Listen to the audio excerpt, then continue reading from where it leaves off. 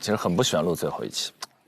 你这待了10期的时间，几十个小时的相处，其实你生命中有一部分已经，你一想到未来就是下次再看不到这些身影、这些青春的时候，你就觉得很空一块，心里很。你会在各个舞台上看到他们。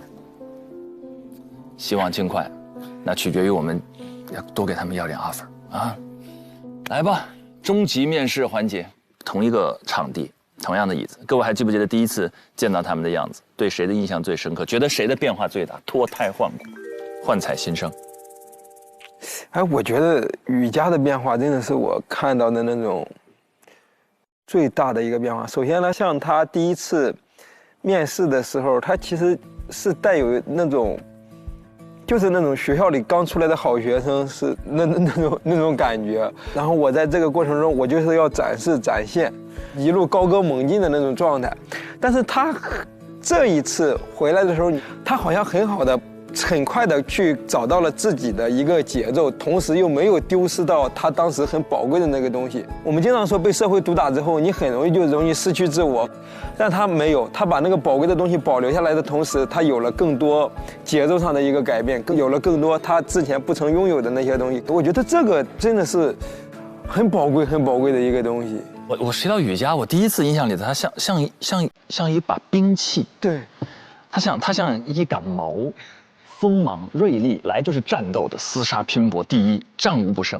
但是之后像智胜讲的那样，就他的锐气还在，但是换了一种方式。对，是的，他像一艺术品，他的锋利仍在，但不是来战斗的，对，是来享受的。对，这个不可思议，雨佳，子琪有吗？印象特别深的？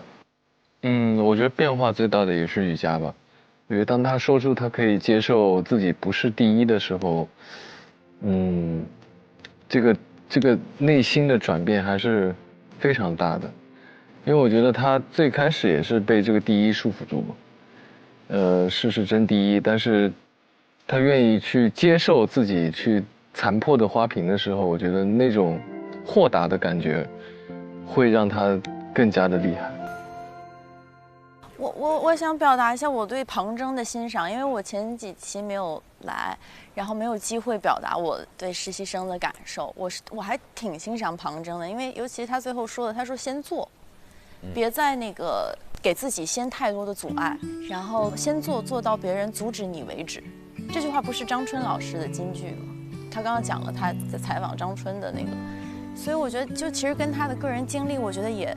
他说这个话特别有说服力，因为当时他家庭可能出现了一些这样原因的时候，然后其实那个是一个很纠结的境地，他自己也说可能后来是不是偏离了，但是他先解决当下的这个。所以其实我们上一期不是有讨论，就是我觉得主持人这个行业注重当下这个4个词，每一个人都适用，但是尤为我觉得对于主持人这个行业来说，我觉得这4个字更有意义。就张泉灵老师说。注重当下，所以我觉得就先做吧，然后人得折腾，进行时态，对，进行时。我其实更想说的是韵玲，就是我觉得她真正的是在这1个月里面，就是从内而外的那种自信是散发出来了，然后对自己专业的那种底气。老师们问她，就是你现在还没有找到自己的风格吗？或者你自己想做的节目，就是她没有。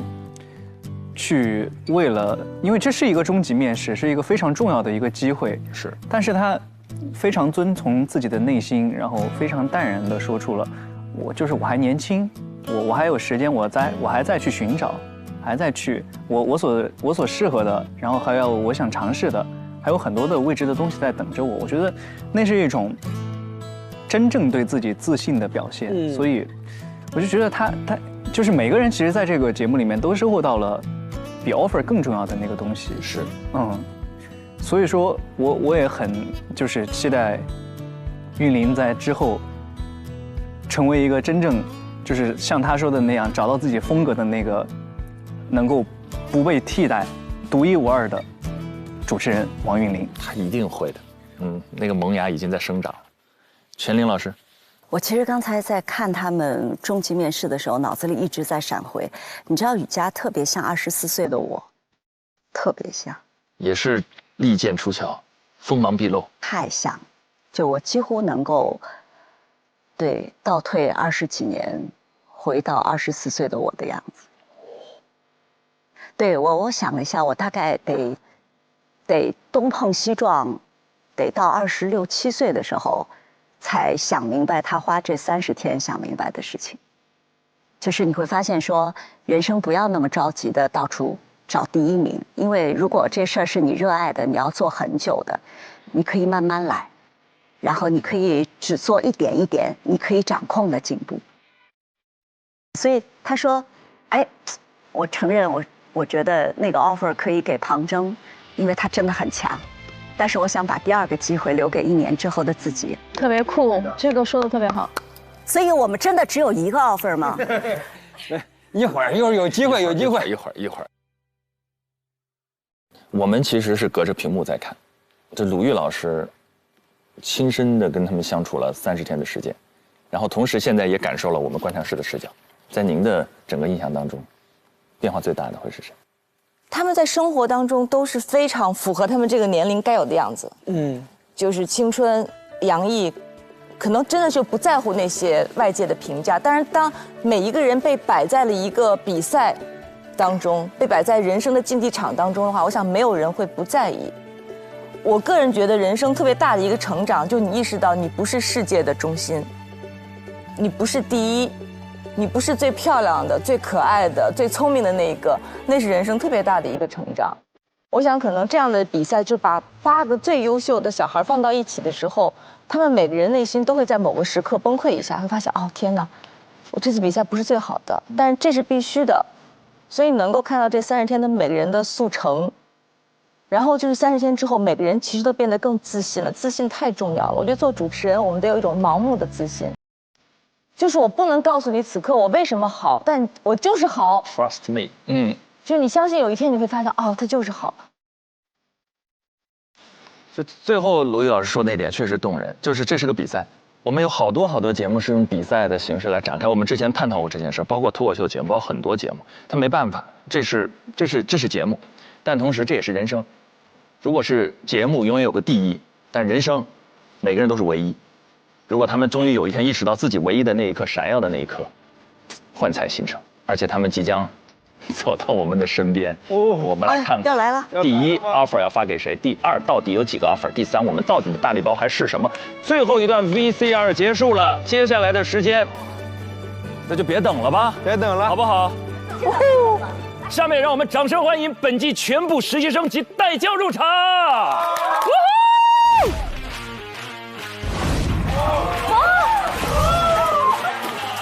哎呀，吴老师应该跟我们一起上来。见面啦！好久不见，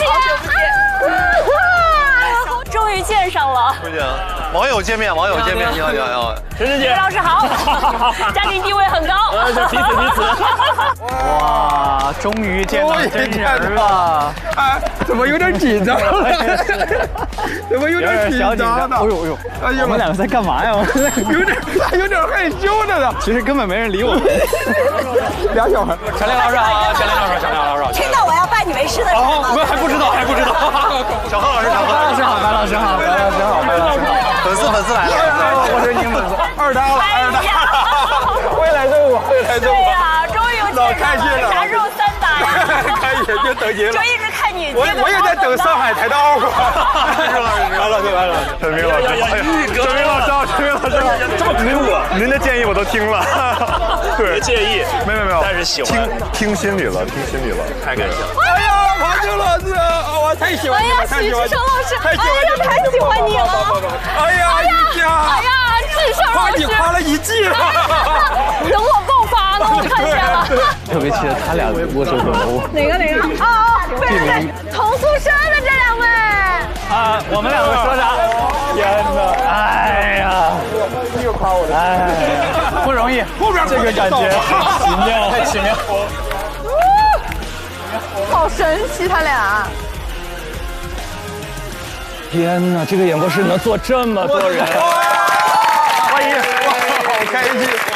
哇，你知道现在有种啥感觉吗？啥感觉？就是背后区的人家区了17，所有人。那是你吧？说笑话蛐蛐啊。济济一堂。什么叫济济一堂？就这真的特急。很多话我们都憋了10期了，彼此之间我们想跟他们说的，他们想跟我们说的，就开始吧。好，实习生们有没有什么想问我们的？大胆蛐蛐，大家没关系。一开始就这么刺激，好刺激！机会难得，赶快。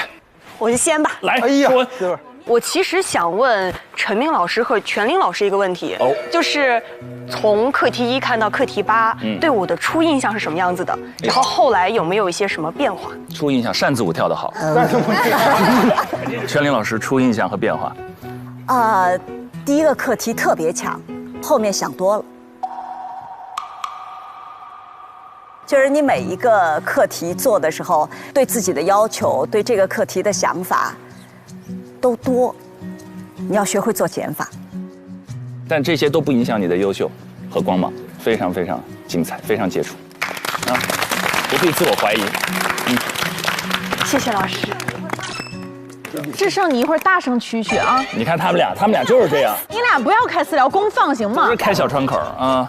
那智胜，你问一个，我们交替进行。不是，我现在不敢说话，你知道吗？以前我觉得就是主持人采访的时候看向那个被采访的是一个特别好的习惯，但现在当有20道目光都是只看向一个人的时候，特别恐怖，而且他们的位置又高，你知道吗？特别下位置，真的好吓就人、啊。有种什么你为什么我都会招的感觉。你们问吗？那我来问一个问题，我觉得这几个课题给我印象最深的是我们抓鸡那个课题嘛。对。然后我就想问，如果子琪老师和智胜老师一起去做抓鸡这个课题的暗访，你们会扮一个什么样的角色？不是，我先向你保证，肯定不是你跟朗子的那种角色。我俩可能会扮演啥都很奇怪的。兄弟打完篮球吧，打完篮球回去路上可能买点吃的。这是智胜回答，就是我的回答，就是我不会去参与这个课题。逃避。但我很喜欢那个课题，而且你们也真的很厉害，你俩也好会演。哎，我特别想问那个问题。因为你们刚开始的时候，那个卖海鲜的阿姨对你们特别好嘛，还教你们各种东西，所以当你们回过头来，就以记者的身份回到那里的时候，你们心里会有一丝惶恐或者一丝不安吗？哇哦，会有，非常的。当时我们两个其实在回去的时候都不太敢看那个老板娘的眼睛。其实，在回去之前就犹豫了很久。是我们俩一直踌躇，我们两个要不要进去，就作为一个记者的身份带他们进去。但是因为当时如果给那里的工作人员，就是执法人员去别麦，可能进去之后效果不会特别好，因为我们还是想抓住这个第一现场，所以我们最后犹豫再三，还是进去了。而且我觉得我们当时是作为一个记者，这是我们的职责，所以我们必须要进去。对，哇。这个问题非常好，智胜你问的真的非常好。哎呀，这是好问题，这是非常好的问题。我不能再问了，再问真有 offer 了。上吧，智胜，你这咱就不欺负人家实习生。助教老师们，我来问一个问题。助教老师们，我来问一个问题。该说不说，凯旋刚才确实紧张了一下，你双眼皮跳动了一下。来。其实我是感觉有一个很重要的事情，就是2位助教老师，他是全程在观看咱们这些实习生遇到的难题、遇到的困境。你们有想过，你们处在他们这个处境下，你们会做得比他们好吗？好犀利！哇！好犀利呀！哇！我自己感觉我做的不会比他们好，但是我这样说岂不是打了西哥的脸？因为西哥把我招来的。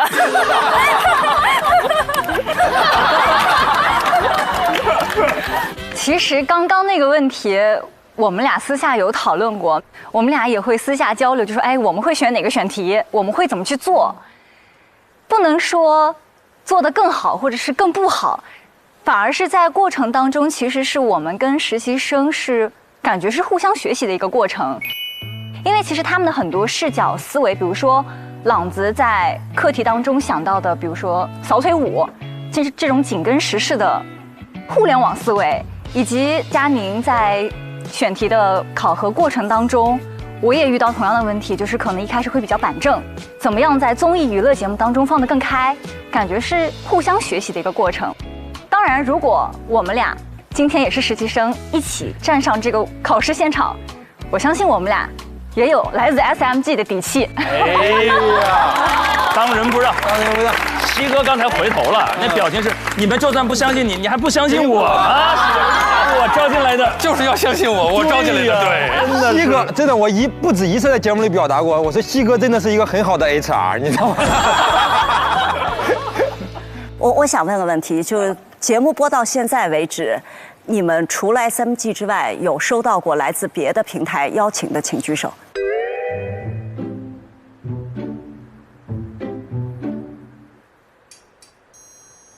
谁呀？谁有啊？好像白老师，你是收到别的 offer 了？我真收到了，我真收到了。我因为这个节目，终于被我的母校想起来了，就是还有这么一个毕业生呢，优秀校友。明年我作为这个毕业生回去参加一下学校的活动，这是我第一次收到母校的邀请。代教老师都收到 offer， 保留一点嘛。不是台长也在这儿听呢，对吧？哦。这还要保留吗？不用说那么具体。没事，白老师走了之后又空出来一个。一下子又有2 offer 了。我就是回母校看看，不是说就不回来了。白老师急了，我只是看看你把我说走了，你不是回校任教对吧？不，我就参加学校100年系100年的活动，差点跟我说失业了，完了。俊林来一个。我来一个，来一个，来一个，问一个非常严肃的问题吧。我问侯子泰吧。哎呀，非常严肃这个问题，就最后的是，哎呦，你别这样。就最后那个张希老师，让你评价我的时候，你忐忑啥呢？不是，我当时主要是沉浸在我眼前的美食当中。我就这么说吧。你说出在你心中俊林的一个缺点。一个缺点。啊？你坐下吧，你坐下吧。你坐下吧，你坐下吧。还真有。哦。卷。啊，很无趣的一个回答。那没了。子泰最大的优点就是诚实。不是新闻人那个真实客观吗？这太诚实了，太诚实了，太新闻了。那就我问庞征，因为你的8个课题都是完成的都很好，然后我就很好奇，你对未来自己目前的定位有清晰的方向了吗？我其实来这个节目，就是我觉得很幸运，有8个课题可以让我去尝试。就不管是我还是我们实习生，所有的人，其实很难说在一个单位上去实习到不同的节目类型，还有不同的课题类型。所以我觉得这是很幸运的一点。然后我当时来这个节目的初面和中面，4位大教老师都问了我一模一样的问题。初面我说我就是来找这个答案的，然后中面的时候。我说我这个答案不知道自己找到了没有，因为我发现我好像每个课题都能做一点，但每个课题也不是说就都能做到最好。现在对于我来说，我拿到什么我就把什么做好，这是最重要的。谢谢。我就问8位实习生好了，节目此时此刻已经播出了很多期，有很多评论和弹幕，一夜之间就被很多人看到。有些声音是春风，有些声音是利剑。做好跟这些声音共处的准备了吗？这个时候你们的心态会是什么样？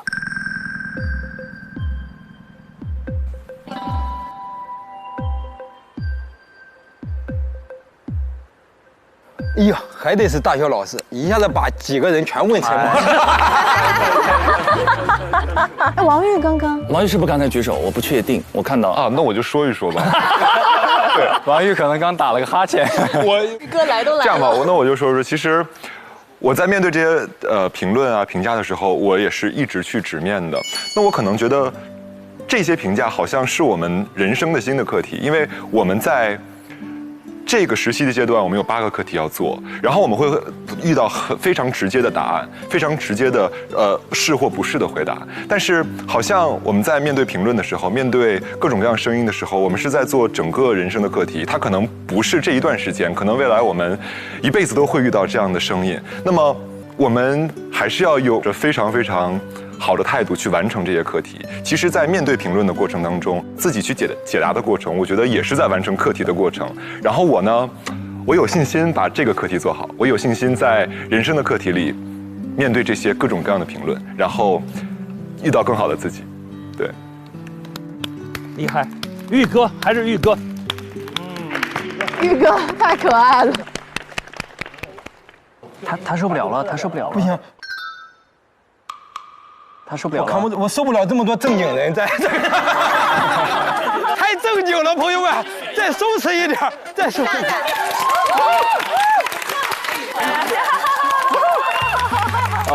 我想问小贺，不用，就是 OK， 其实这次来到了 offer， 对于我来说，我是有尝试了很多不一样的体验，就是我想问一下，就是你看完8课题之后，你最想参与到哪些课题当中？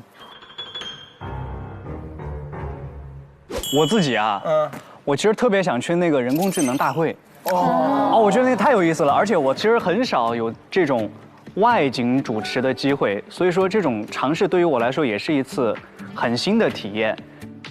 我其实说真的，我不知道我自己能做成什么样子，所以我真的特别想去体验一下，而且我对人工智能这方面其实是没有太多的了解的。如果我有这样的一次机会的话，对于我来说也是一个很大的提升。欢迎你明年来，每年在上海都有世界人工智能大会，我们可以东方卫视可以配合。好，都有这个 AI 人工智能大会。我补一句，来，俊林同学没关系，咱有人脉，随时走。人脉，好嘞，收到了姐。洋人脉啊，洋人脉，人脉。魏姐火力全开，魏姐。我想问小贺一个问题吧，因为这个问题我记得特别深。是我们在最后实习结束以后，老师问我们的。如果在10年以后让我们做一档节目，给这个节目叫什么？起一个 slogan。押对题了，快把咱的答案告诉他。我有答案了，忘了，来，起来，非得拉着我。你说我要10年之后要做一个节目，我们的节目名是吗？对，我们的节目名叫做。林志大了，我们的口号是林志大了，什么鸟都有。可以，押对题了，直接押到题了。我们想好了，我们也做一个访谈节目，嘉宾答得好，我们就举好鸟；嘉宾答的我们觉得他在骗我们，我们就举坏鸟；嘉宾说的我们觉得不行，我们就说帅鸟。